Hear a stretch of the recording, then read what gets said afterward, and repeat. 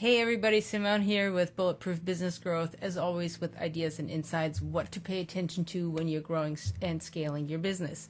Today I want to talk about one of the most important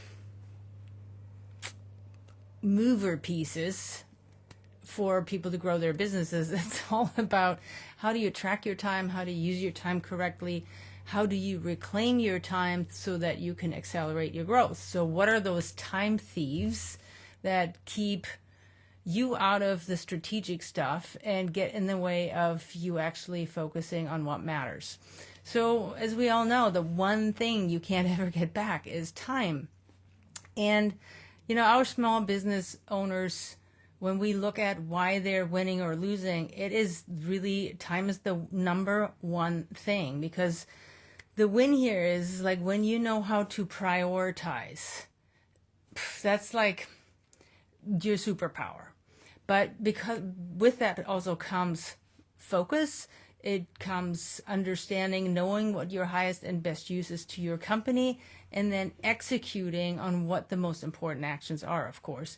And then if you're losing, well, that means for many of our clients, when we first meet, 90% of their time is spent working in the business and living in the distraction and the whirlwind of business. So all day they're spending fighting fires, fixing mistakes, being reactive, rolling and tackling, with the punches.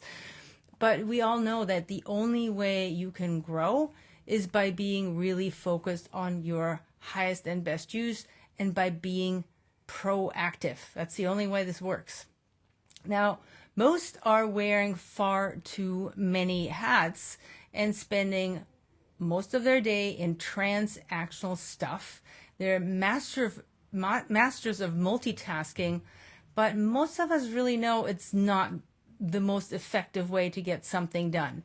So even when you think that being able to multitask is a big strength, I'm going to have to blow that bubble and go, no, it's not. It will actually, if that's the way you keep operating, it can turn into a serious weakness. There's actually a really interesting Stanford statistic out there that defined that multitasking, the way it works in the brain is that it's like your brain is constantly rebooting, resetting. So it actually brings your efficacy down to the thinking level of a 6-year-old. So that was really interesting.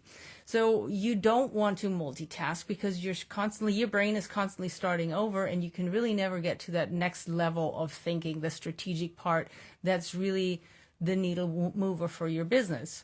So you might feel like you're constantly so busy doing that you're forgetting to lead, or you are never even starting with that. And that's what we find a lot with our clients. And I've worked with hundreds of small business owners, and this is the consistent roadblock that I see in them scaling sustainably and being successful. The success here that is not limited by the lack of skill or that the product isn't good enough. It's always about the lack of time working the right way. So it's kind of most of it is the lack of vision, of big thinking, and that comes from because most of our clients are so maxed out. They're at the edge of their bandwidth. The feeling in the back of their head is, I can't handle more, which of course means that produces a lot of loss of opportunity because they're not going for anything bigger because they feel like they can't get it done. So what we learned is really that the same thing that prevents their success in business also prevents their success in our program if we don't fix it. So that's lack of focus and lack of bandwidth. So it doesn't matter how brilliant you are, if you're overwhelmed, it never comes to fruition. So that's why we created a full training for our clients to help them get to a place where they can make the changes that will get them to the next level, where they can actually strategize, act, lead, and transform. And that's actually SALT, that's SALT, that's the acronym for our umbrella company, because we know that that's the sequence that will get you to that next, much more exciting level of your business. So when you think about how do you get there, right? It always starts by knowing your outcome, because if you don't know your outcome, how can you reverse engineer? How can you get focused on the true needle movers? So knowing your outcome is absolutely non-negotiable. So when we think about optimizing your time, right? There's no optimizing your time if you don't know what for. So number one, know your outcome. Why are you optimizing your time? If you don't know your outcomes, you can't chart the path. Here's the question, and this is a very the question for the time here is like, did you get your 2025 plan done yet for your business that defines the outcomes? That's really the number one thing to get done. So number one thing to get done is, for right now, it's the 2025 plan, that you know your outcomes. And then we have to start gap hunting. So that means getting out of Groundhog Day, where you're doing the same thing over and over again without getting different results, and finding that break. And what I mean by break, it's that finding that moment where you can create a little bit of space to expand and make even more time. So this is actually a real thing. The minute you can find a little bit of time, you can expand in that time to make more time. This will make more sense in a minute. So making more time is about defining and charting the path to get more stuff off your plate. So that means up-leveling your team to for higher levels of delegation. So we want to take we want the team that you got, we want to take them and up-level them and maximize them so that you can get the most return out of this investment. But this first step to getting to this is understanding how you actually spend your time right now. And look, I know for some of you that might be really scary thought to actually look at how am I spending my time. But look, unless you know how you're spending your time, even though you're scared that you might find out you're wasting most of your day, well, you will need to know this so that you can fix it. The first step for that is setting up a time audit. And I won't lie to you, this is going to take some of your time, but it will make you tons of time on the back end. So this is the time you absolutely want to take so that you can finally get to that break and make more time so that you can finally get to the steps and the actions and the strategies that will truly help you and empower you to grow your business. So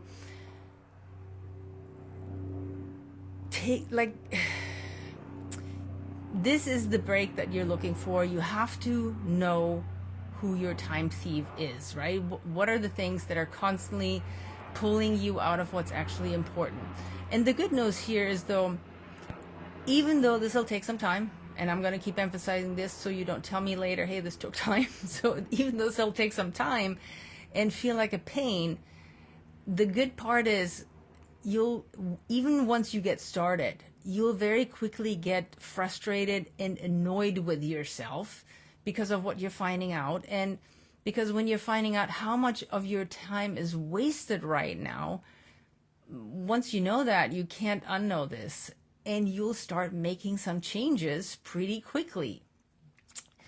Because think about this, even if you could just get 10% of your time back right now to be strategic, to actually focus on what matters, what's the return on your investment on that, right? So even focusing on, this is not a giant overnight overhaul. This is not a huge change. We want to make small, consistent steps, because when you take small, consistent steps, that means you're actually creating sustainable, lasting compounds for greater results. So this all compounds, right? When you take small steps, they create big results on the back end. So all we're talking about is making small, consistent changes. So here's how we do it. Step one means tracking, and this is the pain in the butt part I was talking about, because that means every day for the next I would say for the next week at least, every 30 minutes, you want to mark down what you're actually doing. Like everybody's got their phone with them, set up a little template in there, and just every 30 minutes, make a quick note. What did you actually do? I mean, have you ever wondered what you do all day? Well, now you're going to find out. And you're probably going to look at that and it's going to make you mad. Like you're going to think, what the heck? What's going on here? And to make that even worse, what I'm going to ask you to do is, once you have that list of things that you did all day, I want you to put an S next to anything that was a strategic thing that you did, and a T for transactional. Now, strategic doesn't mean you talk to your marketing team. It doesn't mean you talk to a clients. It doesn't mean anything that actually means working in the business. Strategic only means working on the business. So this is something that you did to either elevate your growth, your cash flow, your lead flow, your client flow, but on a strategic level, right? So make sure that you're really clear about the distinction here. Anything working in versus on, right? So once you have all those S's and T's marked down, your next job is to look at, hey, what's my percentage? Am I working 10% on my business and 90% in my business? It's probably going to come out looking something like that. So those are all your time thieves. Those are the activities that consistently consume large chunks of your time and that don't directly contribute to your business's strategic growth. And the ROI for that is minimal compared to the cost of this. Because you might be looking at like all this stuff that you're still doing in the business. Well, I'm the only one who can do it, or I'm the one who does it best, or there might be a million different reasons and excuses for why you're not empowering your team to take over responsibility on these. But I promise you, the ROI from you doing it is minimal compared to the cost that it actually has to your business. So look, the good news here is you're smart. When you see the truth, you will start making changes pretty quickly, like I said, and then keep going. So do this for at least 1 week. You'll get great clarity out of it, and you'll also start seeing shifts pretty quickly. So even if you don't have a team yet, right? So if you are just working by yourself, you can make small shifts by defining priorities and saying no to things that shouldn't really be on your calendar right now. So defining priorities, saying no to things. If you don't have a team to delegate to, well, then you have to be even better at prioritizing. Now, of course, the big shift comes when you get your team involved in this practice. So they take over more responsibility. They take over the lower level stuff. That means you have to let go and you have to empower them and be willing and ready to shift responsibility to them. So, like I said, if you don't have a team yet, prioritize, optimize, automate, and find like where that edge is that gives you more space. If you do have a team, but you don't trust them, well, that means a lot of times you might feel like you can't delegate. Now, here's the question, right? Is this really them or is it you?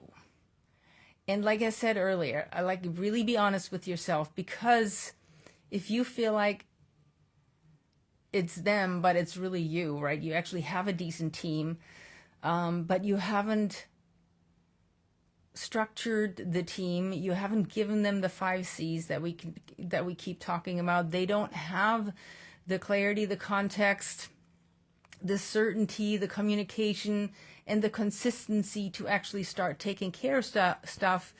And so you're holding on to things because you believe you can't trust them, but the gap is really you, right?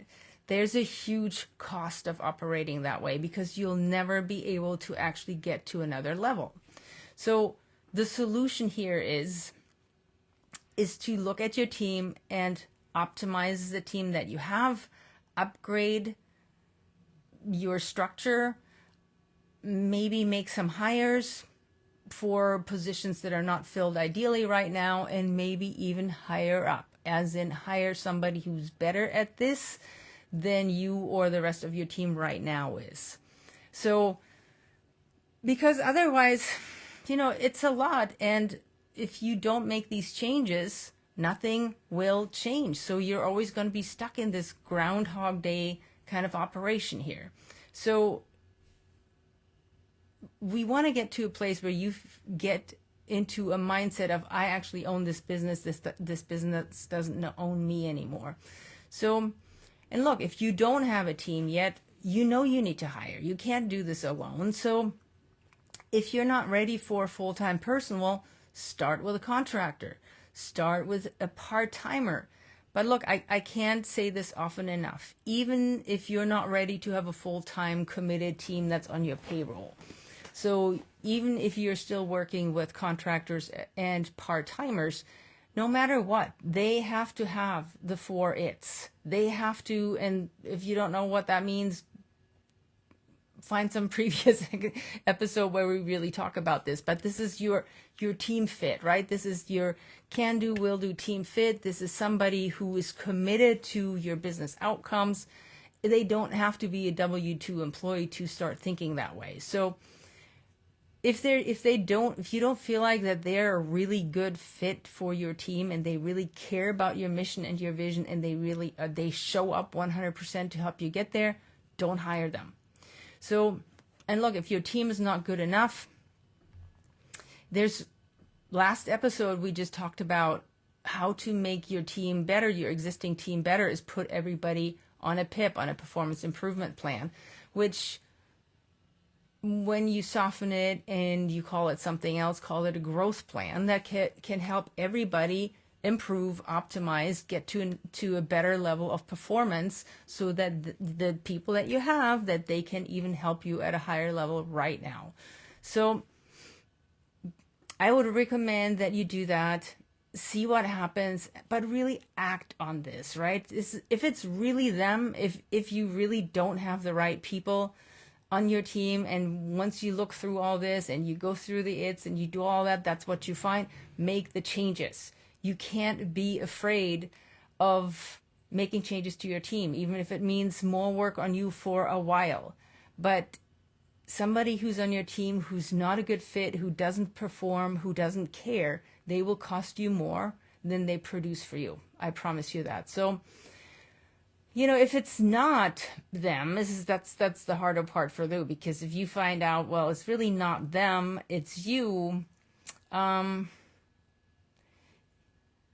if you're not leading because of what I said earlier, because you don't have the time. So if your team is subpar, if they're underperforming because you haven't really shown up for them, you haven't really given them the leadership and the guidance that they need to support you at a higher level, well, you're allowing for it. You are not empowering them. So I get it, you're overwhelmed, you didn't know, you didn't understand this, but now you do. And it is time to change it. And every episode in the last few months, I've been talking about the 5 C's. And you might wonder why I keep harping on this. It's just because they are so, so important. And again, that's like giving your team the clarity, the context, the certainty, the communication, and the leadership. So that's the consistency part, so that they can actually do the job for you. And it is your job to give them that. Because look, what I've seen, they can't deliver good results if you don't give them the 5 C's. No matter how great they are, they're still relying on you for that context.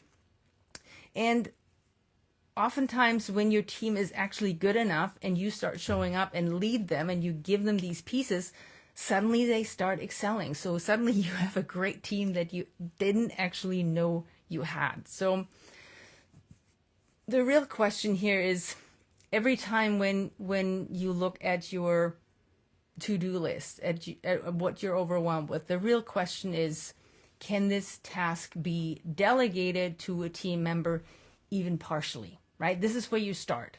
So when you have that list of stuff and you're looking at everything that was marked with a T for transactional, what can be delegated even partially?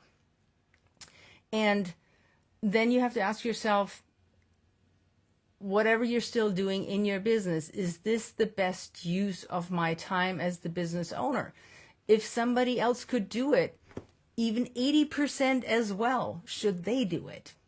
Now, think about, even if they're not doing it quite at the level that you think they should do, how much more valuable could you be doing something else that's more important to the business? So think about the 80-20 here. That's a concept that's been around for ages for a really, really good reason.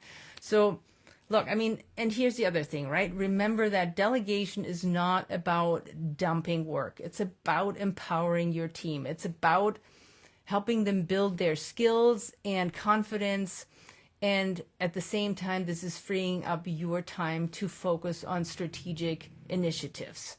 So we developed what we call the time thief tracker tool. And it's much more than just a time tracking exercise. It's a strategic tool for growth.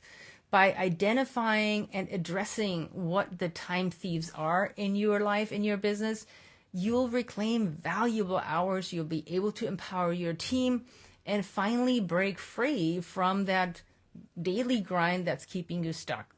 Look, this is not optional. This is non-negotiable if you want sustainable growth. So commit to this 1 week of diligent tracking and really unlock your freedom and focus that you need to reach your 2025 goals. So we have a workshop lined up this week to help you really get clear on what your 2025 goals are and how to get them and how to shift yourself. So make sure you show up to our workshop. It's this Wednesday at 5 p.m. Eastern.